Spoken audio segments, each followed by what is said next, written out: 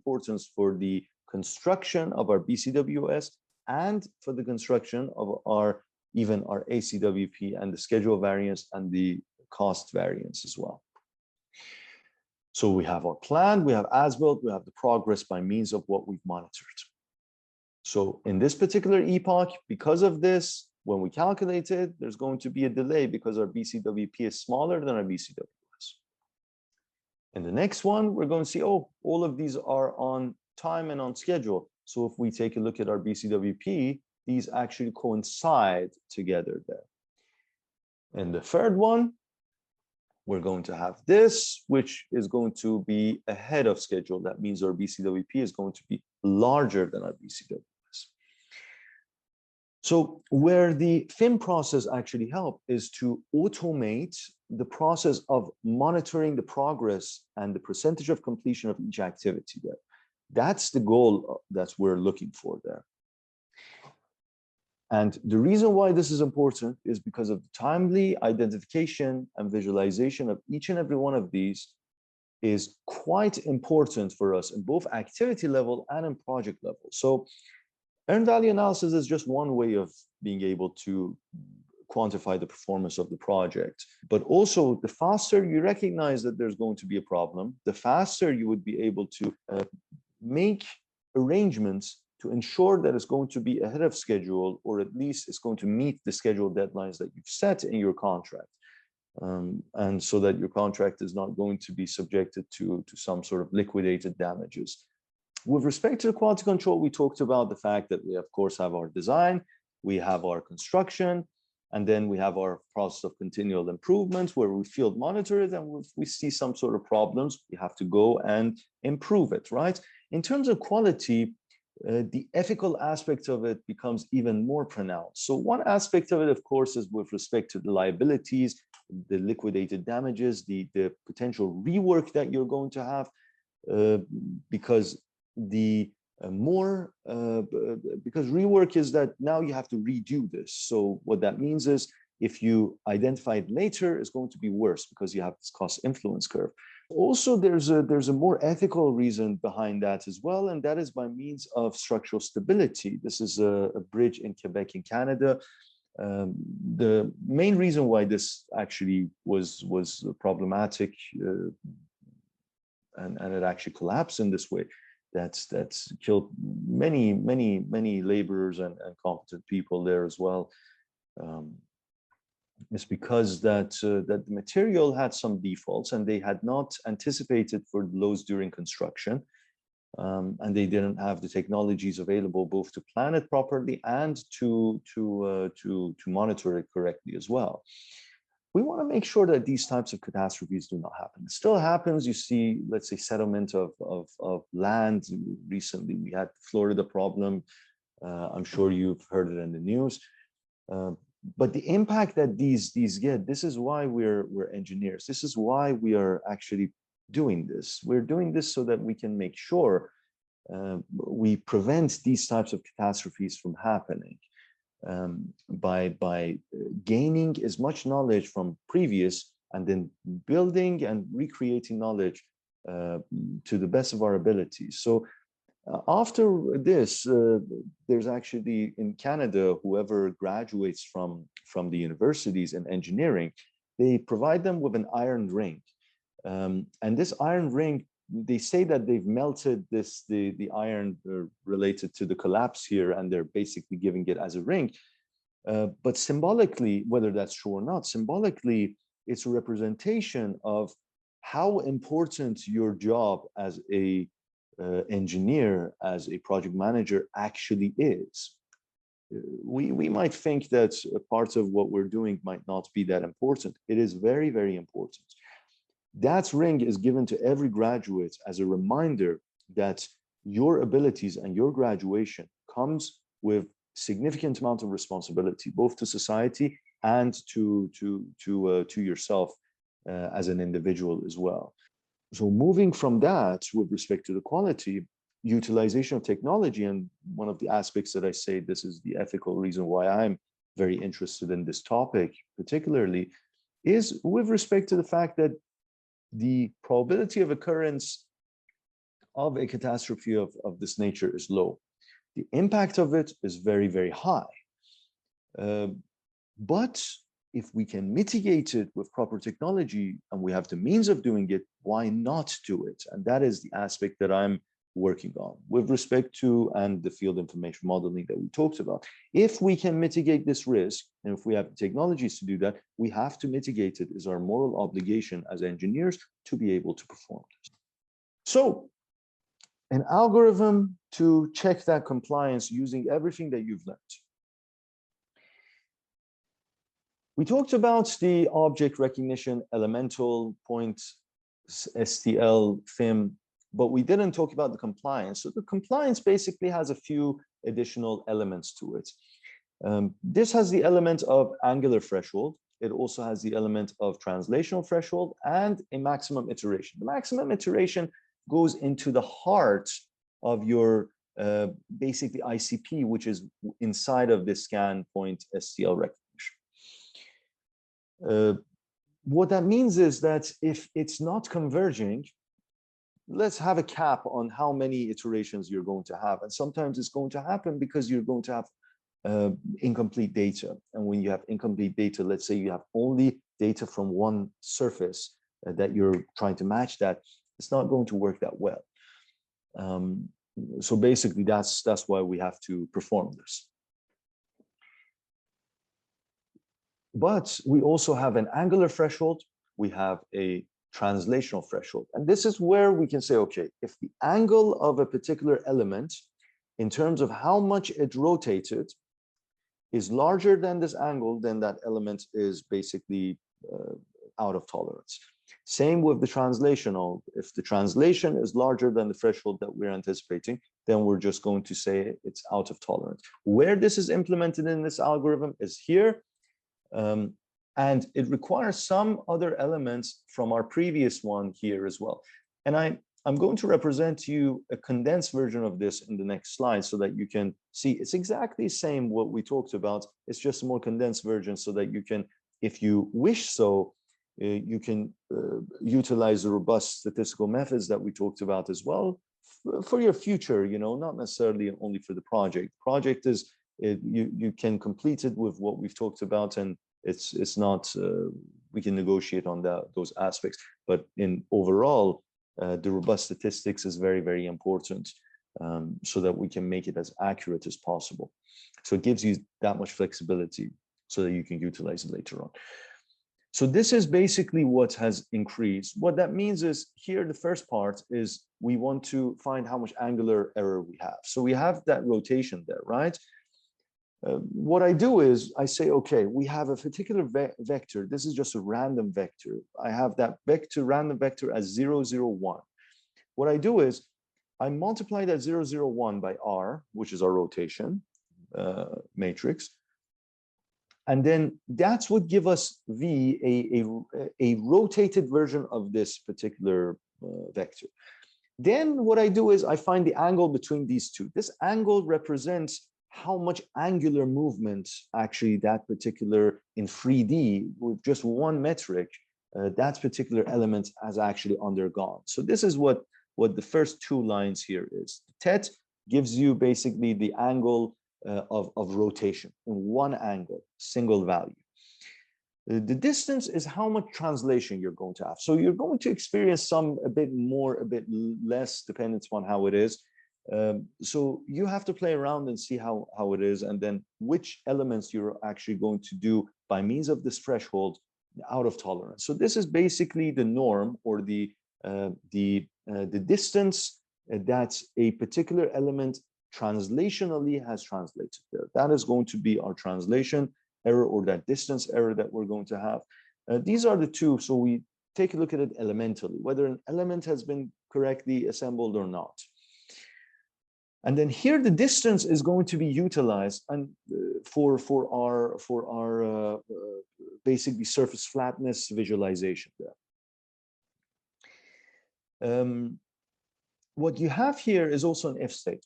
This if statement says that if the TET that we've calculated here is smaller than our angle, and our distance is actually smaller than our threshold distance, and our object has been identified, basically this object is 1. If all of these are true, then our dimensional compliance is checked. We're going to say that this is actually correctly in our dimension in terms of our tolerances. If it's not, the dimensional compliance is going to be 0, which, because we've actually put this as 0 here, basically we filled that empty as a set of zeros, it's going to regardless be 0. So we don't need to put an else here. This is just to improve the iterations every time. So the second part is by means of the surf heat map. So this is basically the surface heat map of every point. What we do is we find the points associated with this particular element. And when we find those points associated with this particular element, we then use the distance function and we put it into one cell. So this is just one cell here. Once we do that, I also like to do it with respect to the rotated version one. The rotated is good because at the end, we're using the distance of the original one. But I like to use the rotated one so that it gives me a bit of a visualization that, oh, this is rotated, how close it is to the BIM. And I'm going to show you how to perform that as well. So these are really the differences between them. Nothing special. It's just adding some flair here or there into the exact same code. And then hopefully, as you go forward and as these types of methods become a bit more pronounced, then you can go and say, okay, how can you personally improve this yourself? And then same with if you have larger than one eye, basically. This is just an algorithm and aspect. These two are in essence the same. It's just that the ID here is now a function of I as well, versus this one wasn't a function of that. Okay. So the condensed version of that's of our scan point STL recognition. Basically, I condensed it so that in one line, we can have our ICP point. And the reason why I put it as ICP point STL simple, I'm going to represent it next slide. The reason why I did this here is basically so that if you ever choose to use those robust statistical methods, you can choose it here and you can utilize it here. Basically, by using that instead of this function, everything else remains the same as long as the outputs are properly placed there. So that's why I put it here, because we talked about the ICP and how we utilize the robust statistical methods, right? The changes here is really in terms of the inputs. We need the maximum number of iterations. That's, again, where it's going to be fed to this. The ICP also has some differences in terms of basically what is going to be inside of it. This time I chose, instead of having the attribute bounds and all of these sums inside, I read the STL inside of this function and just provide the ICP the information that it requires. So it's exactly the same. It's just playing around with the inputs and outputs of that. The algorithm is going to more or less be maintained in the same way. So that's going to be what we added, and the rest is exactly the same. So I call this condensed so that you can understand that this is just the same one. It's just we condense it and make it a bit more nicer and cuter for you to be able to utilize it later on. And then the last one is the simple ICP FIM. This has no robust method. It's just the regular ICP where I've added the max iteration here, where this max iteration comes here. Basically, if our I, which is the ID of every iteration, is larger than our max iteration, we basically stop that. It's as if we've actually completed our convergence criteria. This is so that we can basically make sure that it doesn't completely iterate to if this has no local or global convergence. Basically, it might sometimes basically resonate, have some sort of up and down sinusoidal effect there. We want to make sure that that doesn't happen, and we at least have an answer for our algorithm. That's one aspect. The other part there that I changed is, instead of having the distance by means of scan R, which is rotated, we can also have it by means of scan. this is a choice really. I like to do it when I'm visualizing it by means of the scan, meaning that by means of the original, but you can still use it by means of the last iteration. It doesn't matter. The last iteration was working and it was correct for when we were doing a complete package. Because we're doing a complete package, meaning we're completely shifting a large point cloud into a large BIM. This is for FIM level 1. It didn't matter whether we were doing the R or the last one or the first iteration, because in FIM level 1, what we want to do is we want to make sure that these are watertight together. Once they're watertight together, then that distance is what we really count. The rest we count it as a registration error.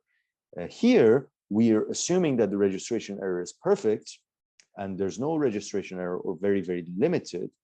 Whatever error we're finding is error with respect to construction. So really, we need to find the distance between the x_scan and our x_BIM, rather than the x_scan R, which is the last iteration of our rotated x_scan. So this is what I would recommend highly for you to change as well.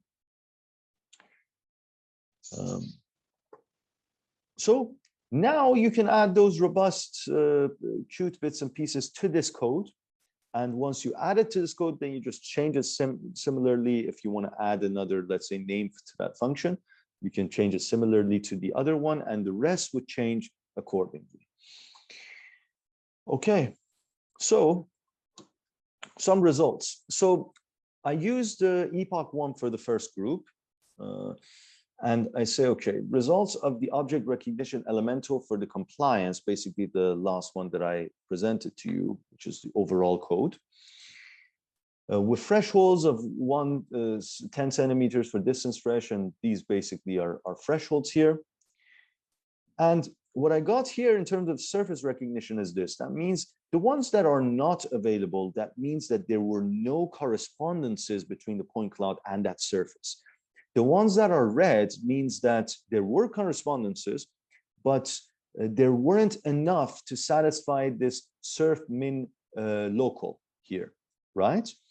The ones that are green satisfy the percentage of surface min local there, meaning that at least 30% of the surface has been covered by points. So that's how we are able to get this. This is the result of our surface recognition. If we superimpose the heat map onto top of this, you can see that some of these surfaces, and this is after we've rotated this, I'm going to show what that code looks like as well, so that you can exactly utilize that if you haven't already done so. You have the heat map there, so some of these are a bit larger. This is actually the rotated one, meaning after rotation, how close it is to our particular element. But how much distance it actually originally had, this is what the heat map actually is showing you.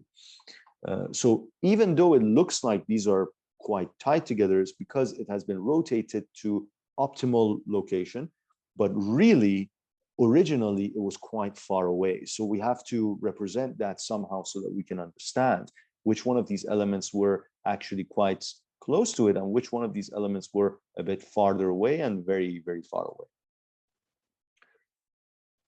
So note heat map is defined here as a distance between the original point cloud and the BIM. But here I'm showing you the rotated point cloud for each element, right? Okay, so the results of the object detection with our new threshold analysis for our rotation and our translation. So we have the yellows. Yellows means that it's out of tolerance, but an object was detected there, meaning that we were able to converge and find the particular object. Red means that we weren't able to find it. Most likely, if our point cloud is complete, most likely that means that it was just behind schedule. It hasn't been completed. And the green ones means that it has been completed and it is good. So if we're doing the earned value analysis, really, we're going to do the earned value analysis by means of green and yellow. We're just removing the red as non-existent.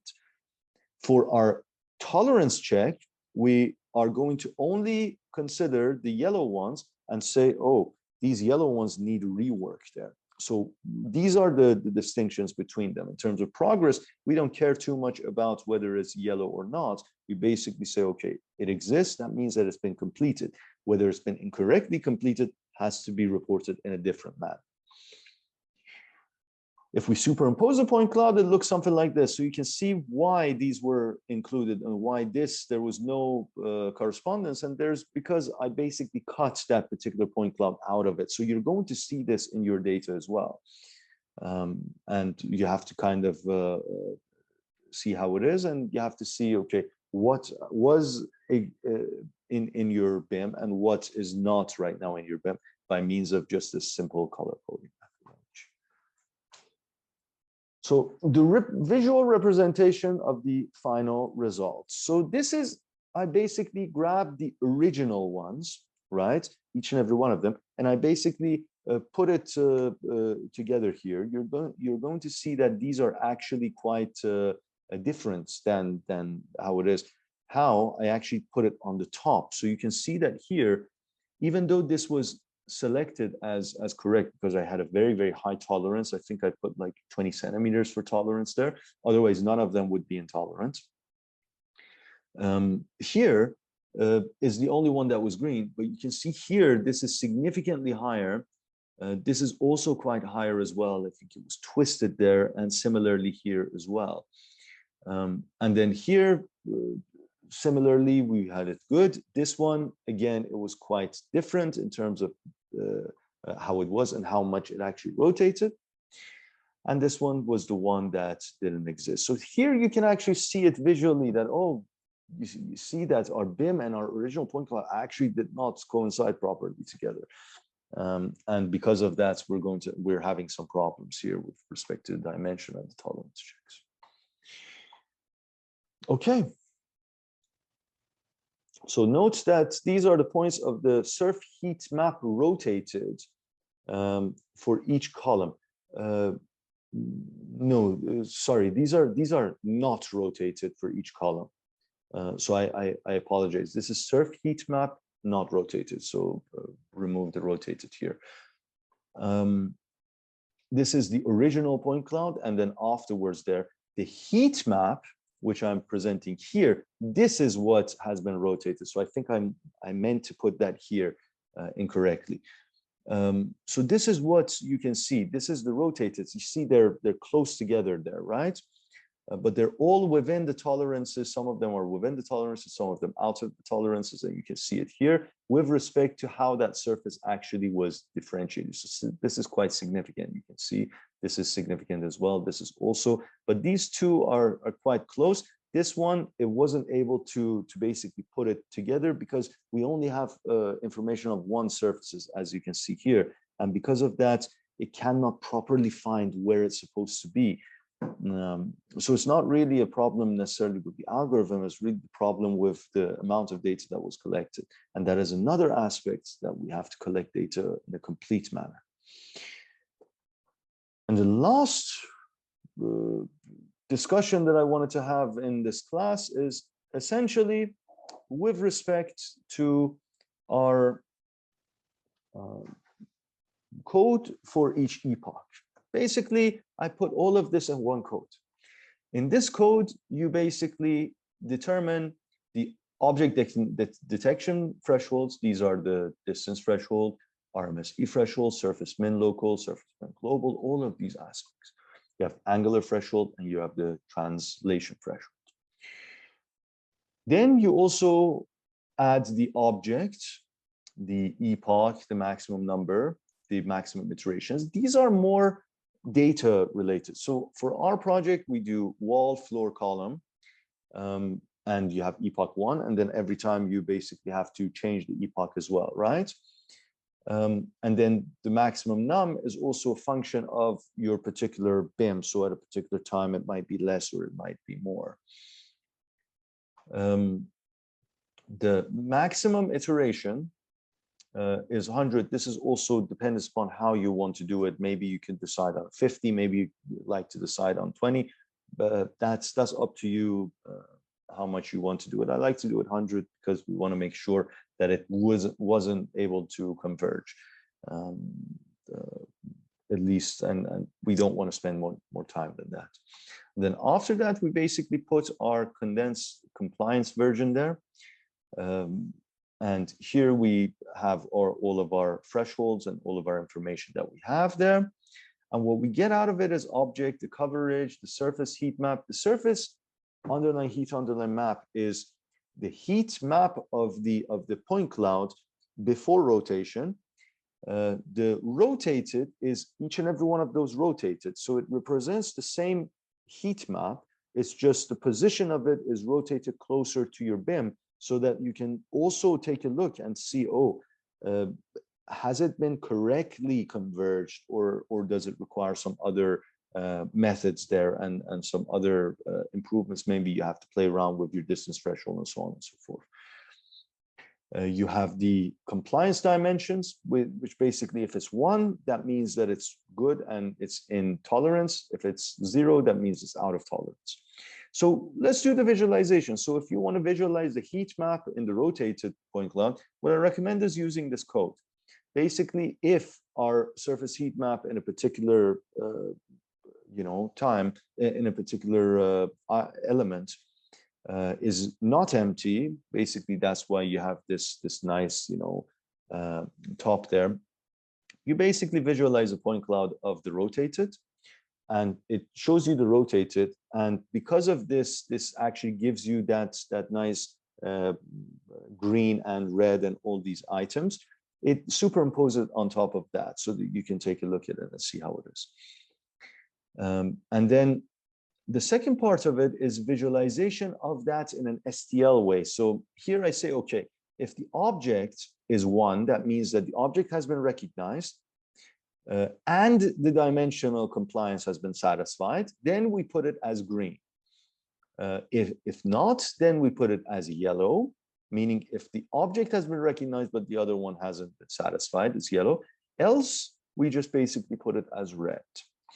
And that's how you can get that final part there. And you can, of course, automate this code with a for loop on the epoch. Basically, you can put the epoch as for epoch equal to 1, 2, 3, or however many you might have based on this project or another project that you're going to perform.